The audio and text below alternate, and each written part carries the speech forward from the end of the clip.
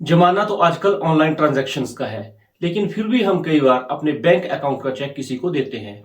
चाहे वो इंश्योरेंस का प्रीमियम हो या फिर हम कुछ बड़ी चीज परचेज करने जा रहे हो जिसका हम कैश में पेमेंट नहीं करते हैं, ऑनलाइन ट्रांजैक्शन नहीं करते हैं, तो हम अपना चेक काट के दे देते हैं। तो फ्रेंड्स, जो आज का वीडियो है, आज के वीडियो में मैं आपको बताऊंगा कि आपके चेक में क्या क्या इंफॉर्मेशन लिखी रहती हैं और उस चेक को कैसे भरना है, क्या क्या उसमें सावधानी हमें बरतनी चाहिए। तो फ्रेंड्स, जो आज का वीडियो है, आज का वीडियो टोटली इसी टॉपिक पे होने वाला है कि हम अपने चेक को कैसे यूज करें। मैं हूं आपके साथ नितिन पाल और आप देख रहे हैं इंश्योरेंस गुरु। तो चलिए फ्रेंड्स, ले चलता हूं मैं सीधे आपको अपनी कंप्यूटर स्क्रीन पे, जहां पे मैं आपको एक स्लाइड दिखाऊंगा, जिस स्लाइड में मैंने एक चेक रखा हुआ है। उस चेक में कौन कौन सी जगह पे आपको क्या क्या भरना है, कैसे करेक्टली भरना है, ये सब बताऊंगा। तो चलिए शुरू करते हैं आज का वीडियो। तो फ्रेंड्स, चलिए देखते हैं सबसे पहले कि आखिर हमारा चेक दिखता कैसा है। तो फ्रेंड्स, यहां पे मैं आपको एक चीज बताना चाहता हूं कि जो आप चेक मेरी स्क्रीन पे अभी देख रहे हो, ये स्टेट बैंक ऑफ इंडिया का चेक है। लेकिन फ्रेंड्स, बैंक कोई भी होगा, आरबीआई के अनुसार सभी बैंक्स का चेक का पैटर्न जो है वो यूनिवर्सल है, एक जैसा ही पैटर्न रहेगा। आपको हर बैंक का चेक इसी तरह का देखने का मिलेगा, इसी फॉर्मेट में आपको मिलेगा। तो फ्रेंड्स, ये जो अभी आपकी स्क्रीन पे देख रहे हैं, ये है हमारे पास एक ब्लैंक चेक का फॉर्मेट। तो चलिए बढ़ते हैं अब आगे। तो फ्रेंड्स, अभी जो आप अपनी स्क्रीन पे देख रहे हो, उसमें मैंने कुछ इंफॉर्मेशंस फिल की हुई हैं। अब मैं आपको यहां पे बताऊंगा कि इस चेक में क्या क्या लिखा रहता है। सबसे पहले तो आप जो रेड वर्ड्स देख रहे हो, रेड शब्द देख रहे हो अपने कंप्यूटर पे, लाल अक्षर, कोई भी चेक इशू करने के लिए हमें ये 5 चीजें भरना बिल्कुल जरूरी है। अगर हमने अपने चेक में इन 5 में से कोई भी एक चीज मिस की होगी, गलत की होगी या फिर उसमें कटिंग की होगी, तो हमारा चेक जो है बैंक रिजेक्ट कर देगा। तो ये हो गए जो मैंने रेड अक्षर लिखे हुए हैं, लाल अक्षर लिखे हुए हैं। अब फ्रेंड्स, सबसे पहले हम ऊपर से शुरू करते हैं। तो एक तो आपको लेफ्ट हैंड साइड में बैंक का नाम लिखा हुआ मिल जाएगा, बैंक का लोगो मिल जाएगा। उसके स्लाइटली थोड़ा सा आगे आए तो आपको ब्रांच का एड्रेस मिल जाएगा, जिस ब्रांच से आपकी चेकबुक इशू हुई है, जिस ब्रांच में आपका अकाउंट है, वो देखने को मिल जाएगा। और फ्रेंड्स, उसी में आपको एड्रेस के साथ ही आईएफएससी कोड देखने को मिल जाएगा, जो बैंक का आईएफएससी कोड होगा। और उसके आगे आपको राइट हैंड साइड में, बिल्कुल राइट हैंड साइड में चेक के आपको इशू डेट, जिस डेट को आप चेक को इशू करेंगे, वो लिखी हुई मिल जाएगी। और फ्रेंड्स, जिस डेट को आप चेक इशू करते हैं, उस डेट से 3 महीने तक के लिए ही आपका चेक वैलिड होता है। ये सभी में एक जैसा ही रहेगा, सभी बैंक्स में ऐसा ही रहता है। आज से इशू हुआ चेक अगले 3 महीने तक ही वैलिड होगा। फ्रेंड्स, उसके बाद आगे बढ़ते हैं पेई नेम। तो जिस व्यक्ति को हम चेक इशू करेंगे, उसका नाम यहां पे आएगा। वो व्यक्ति या फिर वो किसी फर्म या फिर किसी कंपनी को, जिसको भी हम वो चेक हम दे रहे हैं, उसका नाम हमें यहां पे लिखना है। उसके नीचे आ गया अमाउंट इन वर्ड्स। तो जितने पैसे का, जितने रुपए का हम चेक इशू कर रहे हैं, चेक दे रहे हैं, वो हमें यहां पे वर्ड्स में लिखना है। और फ्रेंड्स, अब देखेंगे आप राइट हैंड साइड में एक बॉक्स बना हुआ है, वहां पे आपको फिगर्स में लिखना है। जहां पे रुपए का सिंबल बना हुआ है, उसके साथ में आपको फिगर्स में अमाउंट लिखना है कि कितना अमाउंट आप दे रहे हैं। उसके बाद देखिए फ्रेंड्स, लेफ्ट हैंड साइड में फिर से आ जाइए, तो यहां पे आपको अकाउंट नंबर आपका लिखा हुआ मिल जाएगा। और साथ में ही लिखा हुआ है कि कितने लाख के लिए ये नॉन होम ब्रांच में वैलिड होगा, यानी कि 50 लाख के लिए ये वाला जो चेक है वो वैलिड है नॉन होम ब्रांच में। अगर इसको कैश करवाना चाहे तो 50 लाख रुपए तक ये कैश हो सकता है। इसी तरह अलग अलग चेकबुक में, अलग अलग अकाउंट में ये जो है वो लिमिट विड्रॉ करने की अलग अलग रहती है। तो इसी तरह आपकी चेकबुक में भी आपकी विड्रॉ लिमिट लिखी रहेगी। उसके बाद देखिए फ्रेंड्स, नीचे हम आ जाते हैं तो करंट अकाउंट लिखा हुआ है। और सबसे अब लास्ट में जब हम देखते हैं तो 6 डिजिट का हमें जो है वो चेक नंबर देखने को मिल जाएगा। उससे आगे हमें MICR कोड देखने को मिल जाएगा, जो 9 डिजिट का रहता है। और उससे अगला है अकाउंट आईडी विद RBI। और जो लास्ट है 29, वो है अकाउंट कोड। करंट अकाउंट के लिए 29 होता है, सेविंग के लिए 30, 31, इसी तरह से अलग अलग प्रोडक्ट के लिए अकाउंट कोड जो है वो अलग अलग रहते हैं। तो फ्रेंड्स, ये जो इंफॉर्मेशन है, ये सभी के सभी एक चेक में लिखी रहती हैं। तो फ्रेंड्स, अब आगे बढ़ते हैं। तो देखिए फ्रेंड्स, यहां पे मैंने एक चेक को फिल कर दिया।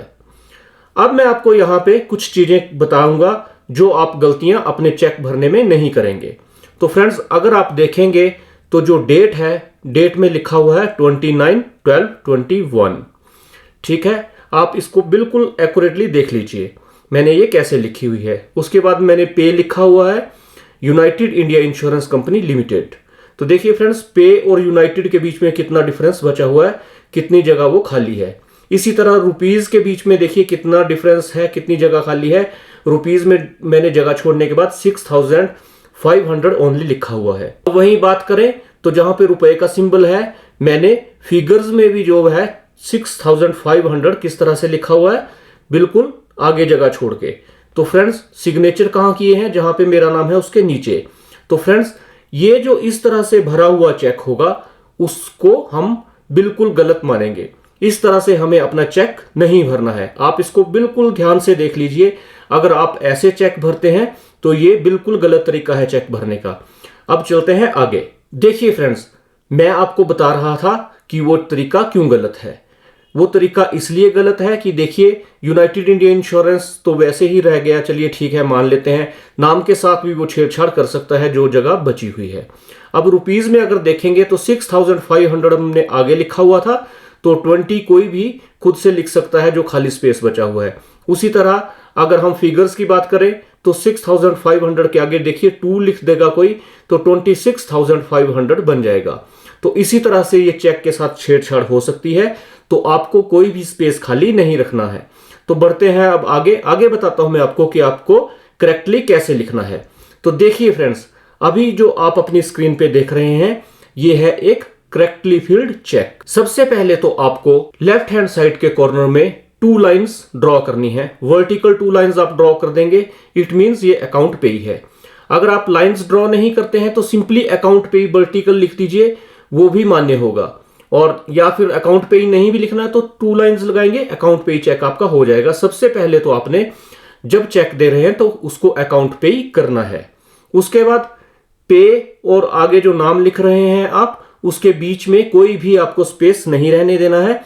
बिल्कुल उसको उस पे के साथ से शुरू करना है और लास्ट तक ले जाना है। उसी तरह आप रुपीज में भी करेंगे, कोई भी स्पेस आपको नहीं छोड़ना है। रुपीज के साथ में ही आपने जितने का चेक इशू किया है वो लिखना शुरू कर देंगे। उसी तरह जब हम फिगर्स में देखेंगे तो फिगर्स में भी आपको बॉक्स स्टार्ट होते ही फिगर्स शुरू कर देनी है और लास्ट तक ले जाना है। और जब सिग्नेचर करने की बात आएगी तो जहां पे आपका नाम लिखा हुआ होगा आपने नाम के ऊपर सिग्नेचर करने हैं। नीचे अगर आप देखेंगे तो क्लियरली लिखा भी हुआ है कि प्लीज साइन अबव। तो आपने हमेशा याद रखना है कि आपने जो चेक पे सिग्नेचर करने हैं वो अपने नाम के बिल्कुल ऊपर करने हैं। अब देखिए फ्रेंड्स, ये है हमने एक कंपनी को चेक इशू कर दिया। अब हम किसी इंडिविजुअल को चेक इशू करते हैं तो उसका भी सेम प्रोसेस रहेगा।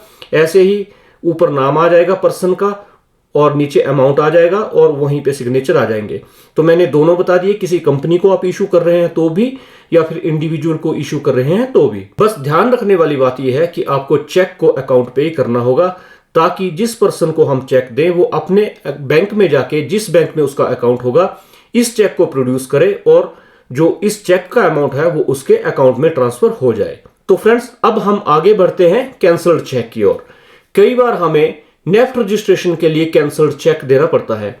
आप LIC की पॉलिसी ही ले लीजिए। अगर आप LIC में अपनी पॉलिसी के साथ नेफ्ट रजिस्ट्रेशन करवाना चाहते हैं तो हमसे नेफ्ट रजिस्ट्रेशन के लिए ब्लैंक चेक यानी कि कैंसल्ड चेक मांगा जाता है, जिसपे हमें कुछ भी नहीं लिखना है, कैंसल्ड चेक।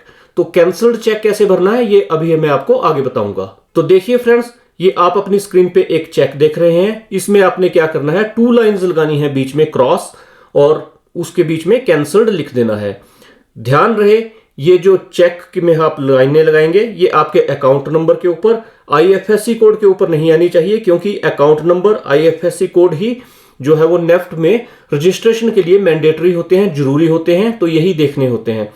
तो आप ऐसा मत कीजिएगा कि कैंसल्ड चेक में अकाउंट नंबर या फिर IFSC के ऊपर ये लाइंस आ जाएं जो कि आगे विजिबल ना हो। तो इस तरह से आप यहां पे देख लीजिए, कैंसल्ड चेक हमें ऐसे इशू करना होता है। तो फ्रेंड्स, ये था आज का वीडियो जिसमें मैंने आपको एक बैंक अकाउंट के चेक को भरना बताया कि उसमें हम कौन सी गलतियां करते हैं, कैसे हम करेक्टली उसको भर सकते हैं। आपको आज का वीडियो कैसा लगा आप मुझे कमेंट सेक्शन में जरूर बताइएगा। इस वीडियो से रिलेटेड अगर आपको कोई डाउट है या फिर आप कुछ पूछना चाहते हैं, इंश्योरेंस से रिलेटेड आप कुछ पूछना चाहते हैं, वाहन से रिलेटेड आप कुछ पूछना चाहते हैं, बैंकिंग से रिलेटेड भी अगर आपके मन में कोई प्रश्न है तो आप मुझे कमेंट कर सकते हैं। आज के लिए इतना ही है। जल्द एक नए टॉपिक के साथ, एक नए वीडियो के साथ आपसे मिलूंगा। जय हिंद, जय भारत।